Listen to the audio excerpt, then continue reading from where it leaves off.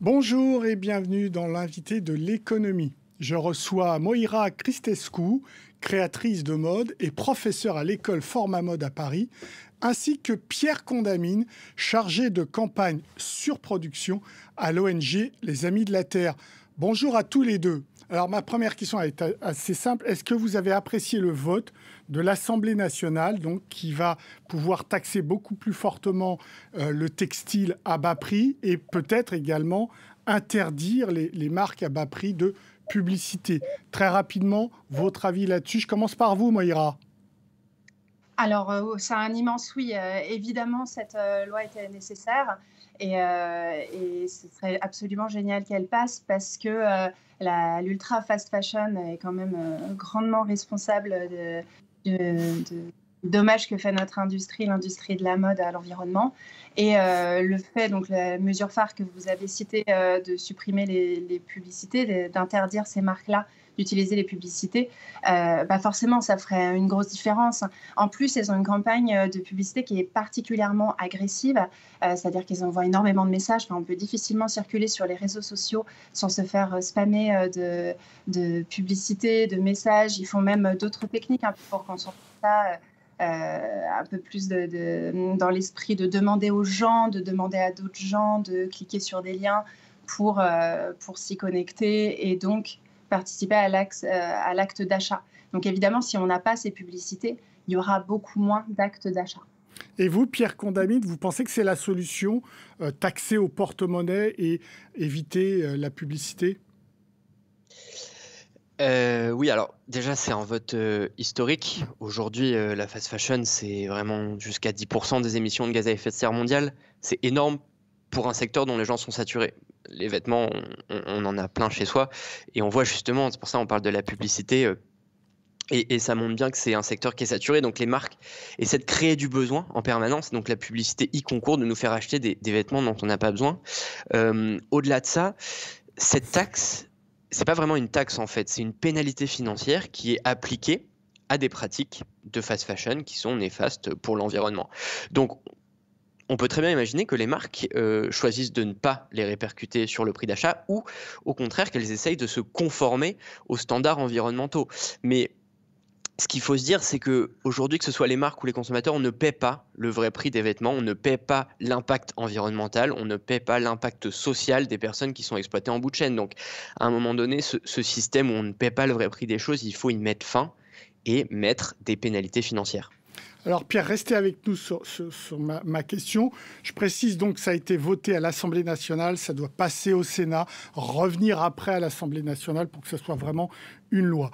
Est-ce que le schéma suivant, production de textiles à bas prix essentiellement en Asie, consommation au nord, États-Unis, Europe, etc., et déchets en Afrique, est-ce que c'est un schéma qui est celui qui existe en ce moment sur ce secteur-là ? Totalement. Aujourd'hui, en France, on importe plus de 96% des vêtements qu'on consomme. Et évidemment, on importe pourquoi ? Parce que c'est pas cher de produire ailleurs, spécifiquement en Asie du Sud-Est, en Chine, aussi au Bangladesh. On consomme chez nous de la mode qui est rapide, express, presque jetable. Et en fait, on ne sait pas traiter ces vêtements, on ne sait pas quoi en faire, du coup on les envoie dans d'autres pays du Sud, en Afrique, mais aussi en Asie du Sud-Est. Donc ce qu'on voit, c'est qu'il y a quand même un système qui est délétère pour l'environnement, pour les droits humains et sociaux, et qui se base sur un schéma qui est quand même assez colonialiste. C'est-à-dire que nous, on consomme juste, mais les impacts environnementaux, sociaux, on les délègue à d'autres pays qui ont des niveaux de vie moins élevés que celui des pays du Nord. On voit justement là ces images des déchets au Ghana. Moira, est-ce que vous êtes conscient évidemment de ça et comment vous répondez à cette problématique très concrètement, parce que vous êtes une créatrice de mode aussi?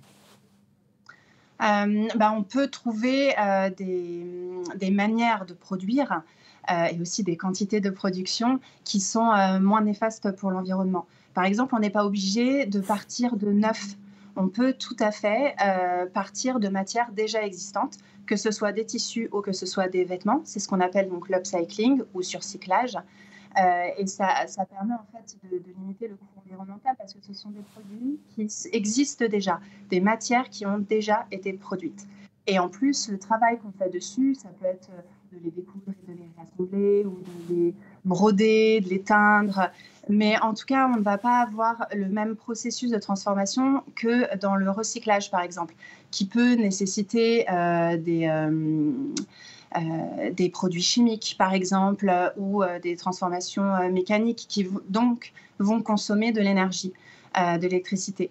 Donc nous, ce qu'on essaie de faire avec l'upcycling, c'est justement de faire attention à chaque niveau de création. Et pour aller plus loin là-dessus, moi, je travaille aussi en zéro déchet. Donc c'est une manière en fait de concevoir le design à partir même des matières que j'ai, des morceaux, des échantillons que j'ai, et d'adapter en fait mon design, de sculpter directement sur le mannequin pour ne créer aucune chute. À quel coût, même... Moira, à quel coût pour le consommateur? C'est sûr que forcément tout ce travail-là, c'est du temps. C'est du savoir-faire, mais c'est beaucoup de temps surtout. Et donc, effectivement, les coûts ne peuvent pas être les mêmes. Mais comme le disait Pierre tout à l'heure, en fait, on le sait quand même quelque part quand on achète un t-shirt 5-10 euros que ce n'est pas le vrai prix, que quelqu'un a été exploité, que des ressources ont été abîmées quelque part sur Terre. Pierre, oui. Pierre Condamine, est-ce qu'on le fait au niveau français ou est-ce qu'il faut passer au niveau européen? Alors, c'est bien qu'on le fasse au niveau français. C'est une première étape qui est essentielle. Après, on se rend bien compte que le niveau français, aujourd'hui, avec l'Union européenne, ne va pas suffire. Pour autant, si là, on arrive à passer ça, et si vraiment c'est adopté, ce sera historique. Et surtout, ça peut inspirer, ça doit inspirer l'échelle européenne. Il y a les mêmes discussions sur les mêmes outils de pénalité financière, de régulation de la publicité qui ont lieu en ce moment à Bruxelles. Si c'est adopté assez vite en France, on peut imaginer que ça serve d'inspiration au niveau européen. Et ça doit le faire parce que cette mode, elle est internationale. Ce système de mode délétère, il est international. Donc il y a une conscience à prendre de la part de l'ensemble des pays. Au niveau français, c'est très bien, ça doit se faire au niveau européen et peut-être même plus au niveau international. Moira, est-ce que ce n'est pas une façon aussi de protéger le Made in France? Est-ce que ce n'est pas du protectionnisme pour favoriser les créateurs, les fabricants en France? Oui, c'est vrai aussi, et je trouve que c'est aussi une bonne chose de créer aussi de l'emploi chez nous. Et on l'a vu pas mal récemment aussi, beaucoup d'enseignes qui étaient plutôt moyen de gamme, je dirais, sont en redressement judiciaire ou ont dû fermer dans ces dernières années, justement avec toute cette concurrence de l'ultra fast fashion et de la fast fashion. Donc ça peut être une solution, effectivement, de recréer ou de protéger en tout cas ces emplois chez nous. Ouais, Camaïeu, Pinky, Naf, Koukaï, toutes ces marques des années 90 que vous avez peut-être connues, Moira, elles ont des difficultés en ce moment.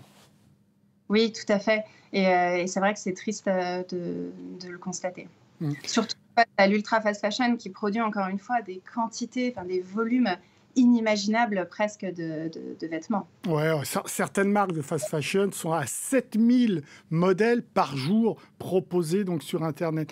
Pierre Condamine, dans vos études, est-ce que le coût salarial est important, ce qui fait qu'on délocalise la fabrication du textile en Asie, ou est-ce que c'est plus du tout vraiment le principal critère de délocalisation? Quand on parle de délocalisation, ça veut dire plusieurs choses, mais en effet, ça veut dire qu'on essaie de baisser les coûts. Et d'ailleurs, on parlait justement des enseignes françaises qui sont en difficulté. Aujourd'hui, 70% des vêtements qui sont vendus en France, c'est du low cost, c'est de la fast fashion. Donc, il faut aussi voir qu'il y a cette ultra fast fashion qui est là depuis 4-5 ans, mais au-delà de ça, il y a cette fast fashion qui est là depuis 15-20 ans. Et cette crise de l'habillement français, elle est là depuis 15-20 ans. Elle est là depuis qu'il y a la fast fashion et depuis qu'en fait, on a délocalisé à l'autre bout du monde pour payer moins cher. Là, cette loi, en l'occurrence, elle porte principalement sur l'impact environnemental des vêtements. Elle vise à baisser l'impact environnemental de la mode. Pour autant, à un moment, il faut se poser la question aussi de la délocalisation, des coûts salariales qui sont extrêmement bas. Quand on ne parle pas d'exploitation, hein, on sait qu'au Bangladesh, il y a eu récemment des grèves de la part des travailleurs et travailleuses du textile pour avoir un salaire digne, et ça n'a pas été accepté. L'environnement, mais Évidemment, aussi le ça fait coût partie. humain. Pierre, on se rappelle tous du drame du Rana Plaza. Évidemment, le Rana Plaza, il est j'allais dire précurseur, c'est un très mauvais choix de mots, mais ce que je veux dire, c'est qu'il a quand même contribué à alerter sur cette industrie. Pour autant, on est 11 ans après, il n'y a plus de catastrophes comme le Rana Plaza. Pour autant, il y en a encore. On voit encore une exploitation au niveau des salaires. On sait qu'il y a des suspicions quand même d'esclavage en Chine avec les Ouïghours. Et donc, on a besoin que ça change. Cette loi, elle est environnementale, mais elle doit être complétée par des garanties sociales, des garanties de rémunération juste et digne pour les travailleuses de ce secteur. C'est d'ailleurs pour ça qu'il y a une loi devoir de vigilance qui est passée en France, mais qui est pour l'instant en hésitation au niveau européen, qui oblige les entreprises à avoir une transparence, une visibilité sur toute leur production, sur toute leur chaîne de production, pour savoir si elles ont recours à l'exploitation et si elles rémunèrent dignement leurs salariés. Justement, Moïra, ça c'est une préoccupation que vous avez. Est-ce que vous êtes sûr de la provenance des matériaux que vous utilisez? Ça, c'est effectivement un problème qu'on a. Parfois, l'upcycling peut manquer un peu de transparence, et c'est pour ça quelque chose que j'aime beaucoup, la transparence. Mais c'est vrai qu'on peut parfois difficilement savoir aussi d'où viennent les matières, effectivement. C'est une chose qui me concerne. Donc la transparence, vous aimez parce qu'évidemment, vous avez une vision et vos habits, vos vêtements sont assez transparents. Est-ce que vous vous en sortez en tant que chef d'entreprise ? Oui, mais c'est vrai que c'est pas toujours facile, et notamment là en ce moment, il y a plusieurs marques que je connais depuis mes débuts aussi dans l'upcycling et la mode éco-responsable qui viennent de fermer leurs portes. Donc c'est certain que c'est pas une économie qui est très favorable aux jeunes créateurs et aux créateurs qui ont des valeurs. Mais je pense que justement, c'est quelque chose qu'il faut pousser au maximum. Merci beaucoup Moïra et Pierre pour vos réponses. L'invité de l'économie est terminé. Vous pouvez retrouver cette émission sur france24.com, sur nos réseaux sociaux et sur nos podcasts. Au revoir.